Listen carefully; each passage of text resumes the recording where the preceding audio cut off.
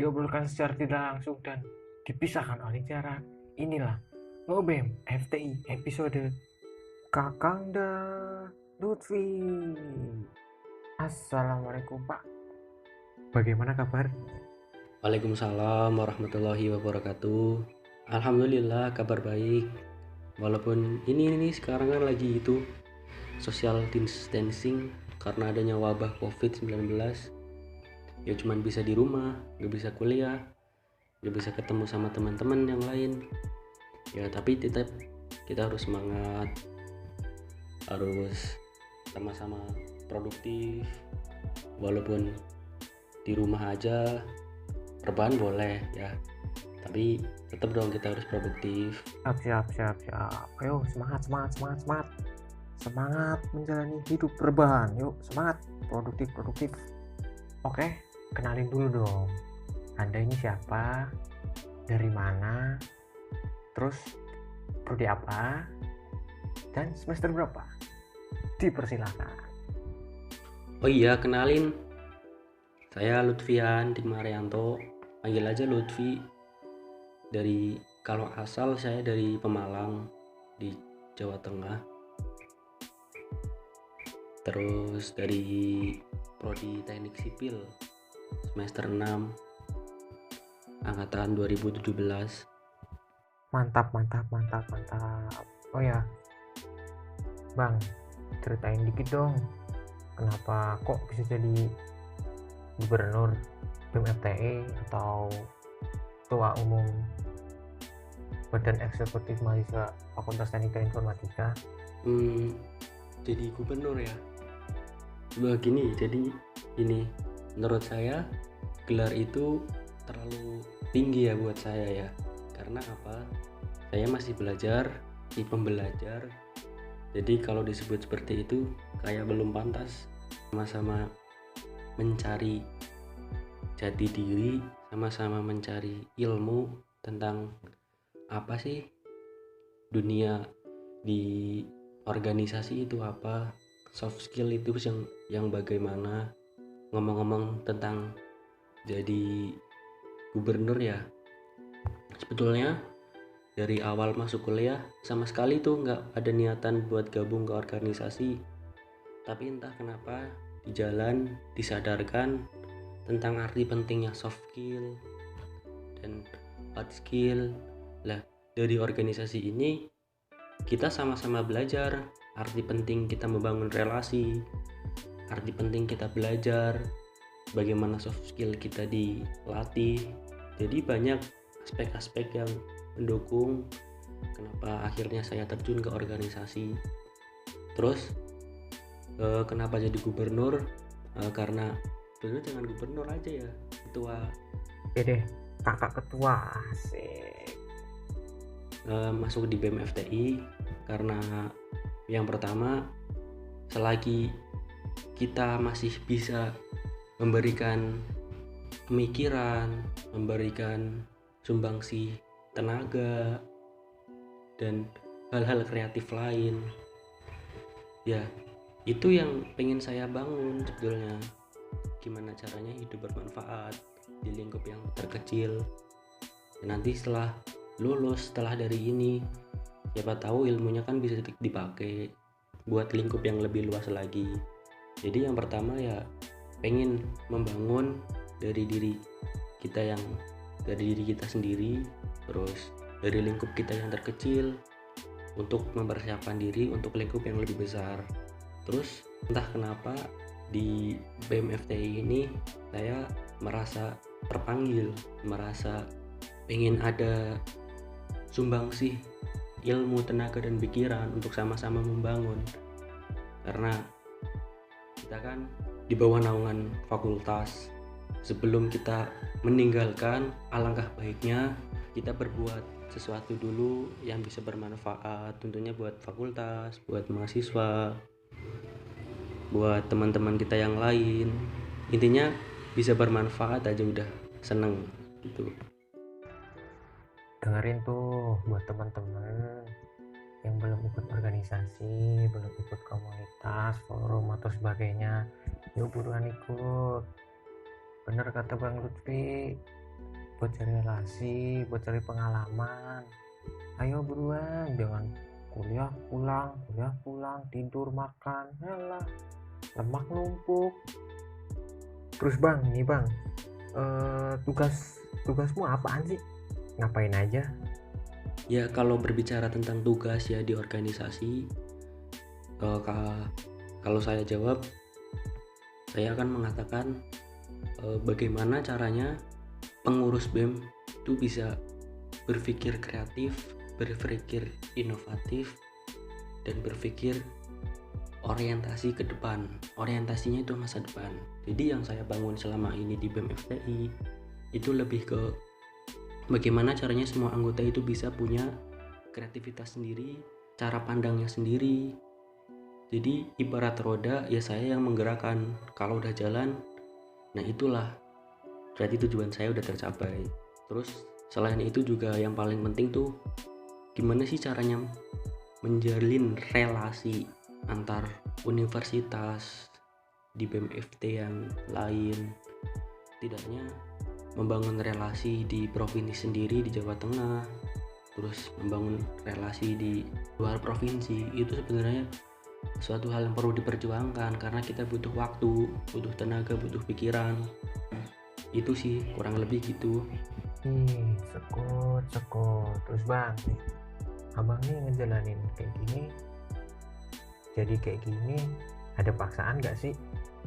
Dari siapa itu dipaksa, lu jadi ini ya, mau nggak? Apa gimana bang? Nggak ada paksaan ya, nggak ada. Saya jadi seperti kayak ini ya, murni karena keinginan diri sendiri dari hati yang terdalam. Jadi apapun bentuknya itu, ketika sedang capek ataupun ketika sedang banyak tugas kuliah, kalau kita menjalannya dengan ikhlas, ya pasti kita akan tulus melakukannya. Jadi gak ada paksaan sama sekali, murni dari niat pengen membangun fakultas dari diri sendiri. Bener tuh bang, bener banget. Yang penting itu ikhlas, ridho lillahi ta'ala, menjalankan dengan sepenuh hati, santuy, chill. Apakah ada kesulitan bang menjalani ini semua? Mungkin ada kendala apa gimana? Kalau bicara tentang sulit atau enggaknya ya, aku bakal bilang ini kerja tim. Ketika ada kesulitan, ketika ada tantangan, contohnya ini deh, karena adanya COVID-19, perkuliahan ditunda, kegiatan keorganisasian pun ditunda, dan itu suatu hal yang tidak terduga kan. Itu sulit, cari jalan keluarnya itu bagaimana. Cuman kembali kita punya tim, punya teman-teman yang lain, di situ kita akan berdiskusi gimana cara jalan keluarnya. Jadi selagi kita punya teman-teman yang lain, punya pengurus yang lain, kesulitan bisa kita atasi dengan mudah asal ada komunikasinya. Tidak akan sulit jika kita melakukannya bersama. Asik. Oke.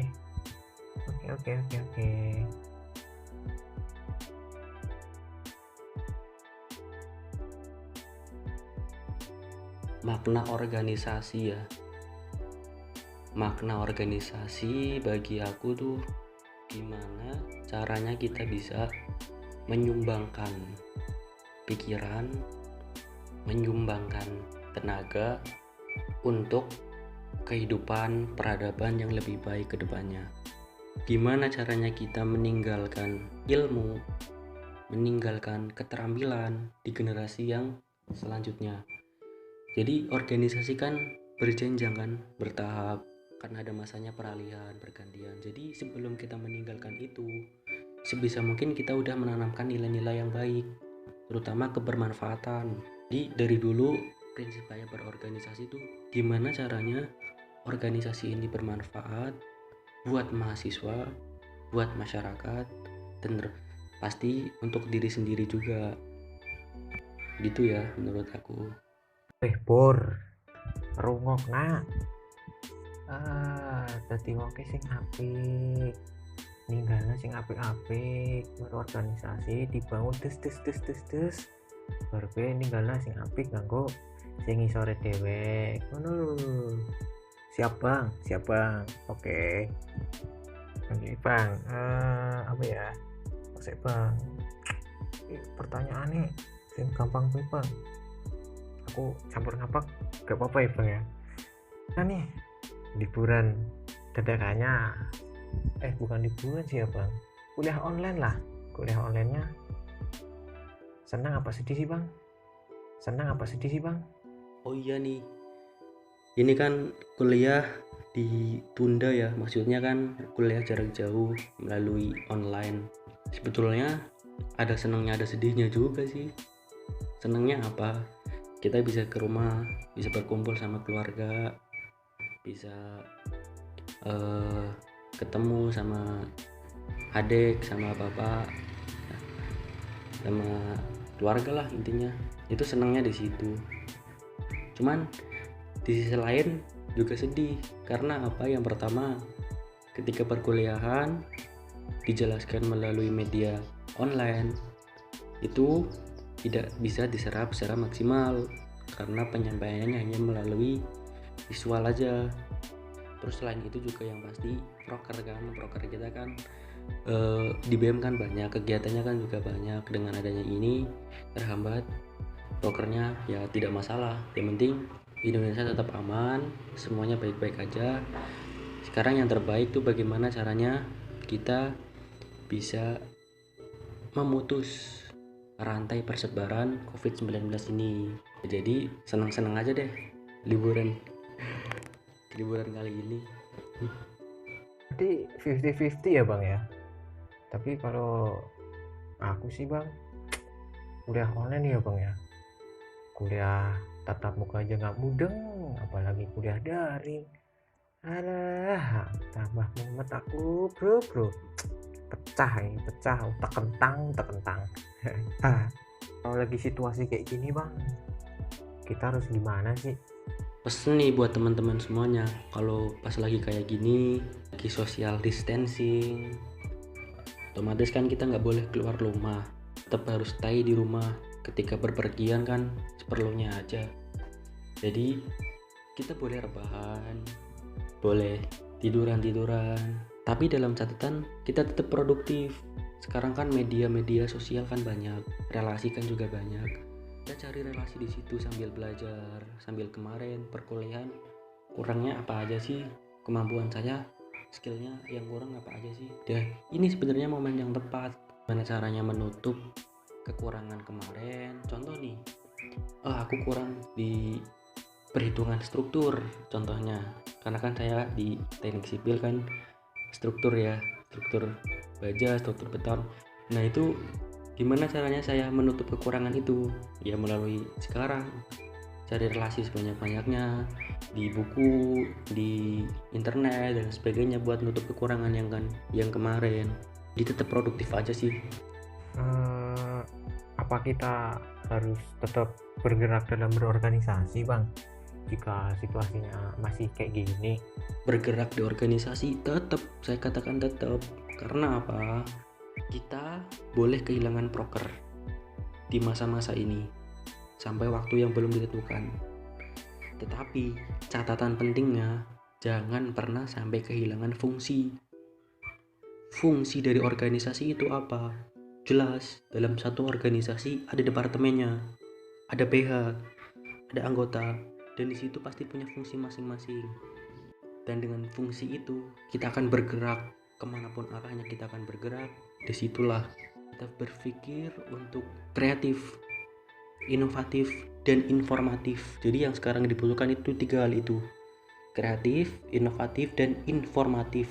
Kan banyak sekarang isu-isu bohong, hoax, dan sebagainya. Jadi 3 hal ini tuh penting buat mengatasi itu semua.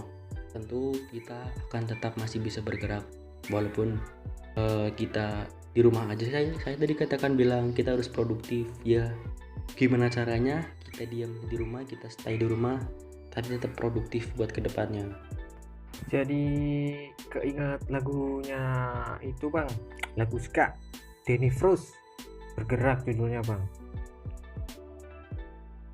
Yang bergerak pasti akan bertahan. Yang bergerak sukses pasti di depan. Yang bergerak pasti akan bertahan. Mari bergerak kawan, asik. Kadang tuh ya bang, saya tuh kadang mangkel enak sama orang yang pemerintah udah bikin peraturan kayak gitu, masih harus dilanggar. Menurutmu gimana bang kalau orang-orang yang kayak gitu?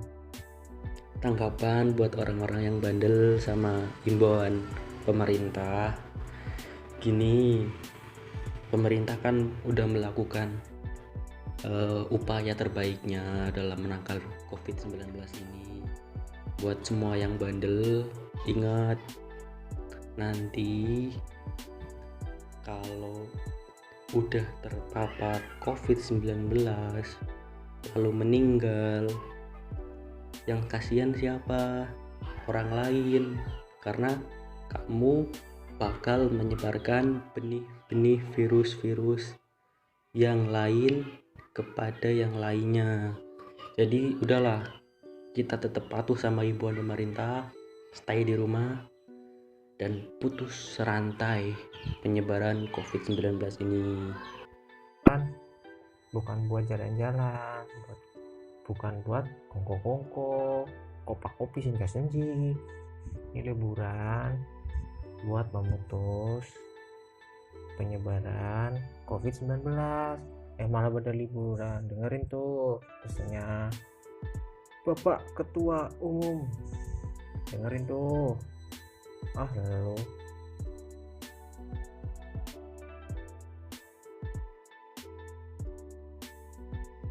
lanjut lagi bang, kayak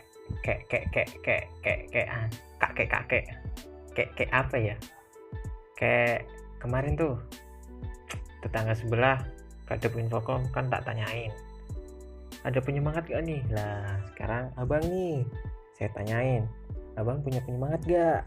Misal kayak DE gitu, DE. Kalau kadep Infocom kan DE nya masih hayalan. Kalau abang gimana nih? Penyemangat ya, ada dong pastinya. Ya sedikit bercerita juga, dulu penyemangat adalah ibu. Kemanapun cerita pasti ke ibu. Terus sekarang ibu udah nggak ada, yang pasti penyemangatnya adalah keluarga. Kalau DE ya, kamu bilang DE adalah pasti dia yang selama ini ngasih support ke aku, dukung aku, dan siap selalu ngasih masukan yang baik lah gitu ya. Oke. Kok malah bahas DE sih? Pokoknya ibu is number one ya bang ya. Semangat bang. Dan buat DE nya abang Lutfi, terima kasih loh sudah menjaga dia menjadi sebesar ini, memberikan dia asupan nutrisi yang baik ya. Akhir nih bang, kasih pesan-pesan dong buat teman-teman FTI. Pesan buat teman-teman FTI semuanya, tetap semangat, belajar di rumah, jangan lupa rebahan boleh, tiduran boleh, yang penting kita tetap produktif. Lakukan semuanya dengan kreatif sesuai dengan passion kalian masing-masing. Tetap semangat. Siap. Rebahan juga sekarang salah satu penyelamat bangsa Indonesia. Oke, siap. Oke, mungkin segitu saja obrol bersama Bapak Lutfian, Abang Lutfian, kawan Lutfian tentang organisasi, COVID, dan lain-lain lah tadilah. Mungkin segitu saja dari saya. Terima kasih. Wassalamualaikum warahmatullahi wabarakatuh. 5:30 full part, close the door. Asik.